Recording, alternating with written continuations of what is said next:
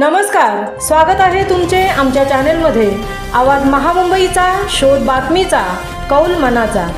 चला तर मग आमचे चॅनेल शेअर करा, लाईक करा आणि सबस्क्राईब करा। धन्यवाद। कांदळेपाडा गावाची भयानक अवस्था, नागरिकांच्या जीवाशी खेळ। घाणीच्या पाण्यामुळे साथीच्या रोगांना आमंत्रण। साठलेल्या पाण्यामुळे आजूबाजूच्या घरांना किड्यांचा त्रास। एका व्यक्तीच्या हलगर्जीपणामुळे गावाला वेठीस धरले जात असल्याचे ग्रामस्थांनी केले आरोप।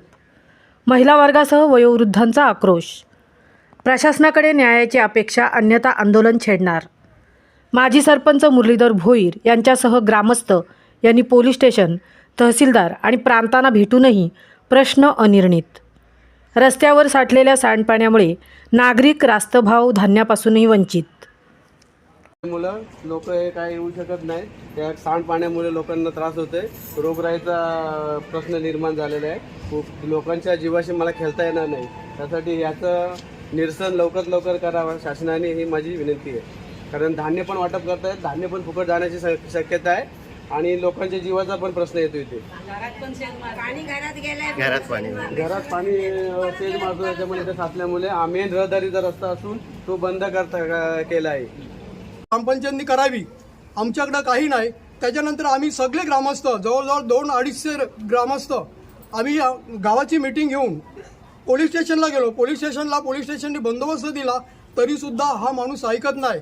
आज प्रत्येकाच्या घरात हे जे किडे वगैरे आहेत ते जातात। त्याच्यानंतर हा इथून आम्ही जो प्रवास करतो हा अगदी जीव घेणे प्रवास आहे आणि खरोखरच रोगाची साथ म्हणजे फैलवण्याची आता सुरुवात झालेली आहे। कारण डेंग्यूची साथ येण्याची सुरुवात झालेली आहे। तर याचा विचार प्रशासनाने त्वरित करावा आणि या आम्हाला ग्रामस्थांना न्याय द्यावा, हीच आम्ही विनंती करतोय। गावाला आटपत नाही म्हणजे कसं काय आहे? आणि छोटंसं दुकान आहे, दुकानात पण लहान लहान पोराचे दुकानात जाऊ, त्यानं जर इन्स्पेक्शन झालं तर कसं काय होणार? आम्हाला पण दुकानाचा त्रास आहे। आम्हाला तर घरात वासच येत नाही, एवढं घाण वास येतो। या माणसावर कारवाई करा, तुम्ही कारवाई करा। एकट्या माणसाने सगळी माणसांना जप्त करायची। पंचायत समितीत गेलो, तहसीलला गेलो, पंचायतमध्ये अर्ज टाकले। जो माणूस एकट्या पोलीस स्टेशनला गेलतात तुम्ही, काय सांगितलं पोलीस स्टेशनला? पोलिसांनी सांगितलं का आमचं काय काम आहे, आम्ही बंदोबस्त देऊ। तहसीलदार मध्ये पण तेच सांगितलं की ग्रामपंचायत मध्ये जा, त्यांचं काम आहे हो यो। आमच्याकडून काय नाही. याच्यावर कारवाई झालीच पाहिजे।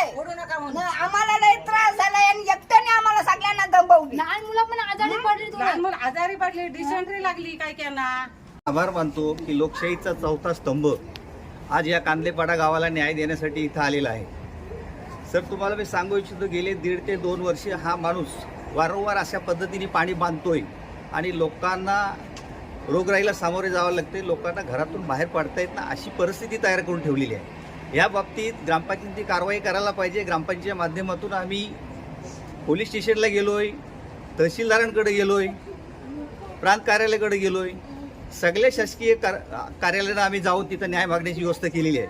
परंतु आम्हा ग्रामस्थांना असा प्रश्न पडलेला आहे की संबंधित यंत्रणा ही लोकांना न्याय देतोय की जो हे वाईट कृत्य करतोय त्याला प्रोटेक्ट करतोय, असा आम्हाला संभ्रम निर्माण झालेला आहे। कारण 8 दिवसापूर्वी दिवाळी होती, दिवाळीची ह्याच्यात सुद्धा आमच्या सगळ्या बांधवांना ह्या असल्या दूषित पाण्यातून जावं लागलं। दिवाळी तर आमची कालीच झाली, परंतु ह्या परिस्थितीमध्ये सुद्धा आम्ही पोलीस स्टेशनला आम्ही बंदोबस्त मागितला, प्रोटेक्शन मागितला, त्यांनी प्रोटेक्शन दिलं। परंतु त्याने दिल्यानंतर 4 दिवसात लगेच त्याने पाणी बंद केलं। आम्ही प्रोटेक्शन मागताना सांगितलं होतं की लॉ अँड ऑर्डरची काय जर उल्लंघन झालं तर त्याच्यावर कारवाई व्हायला पाहिजे, परंतु तसा काय प्रकार इथं झालेला दिसत नाही। त्याच्यामुळे संबंधित माणसाचं मनोबल वाढत चाललंय आणि अख्ख्या गावाला वेठीस धरलं जातोय, हे फार दुर्दैवी आहे। तुमच्या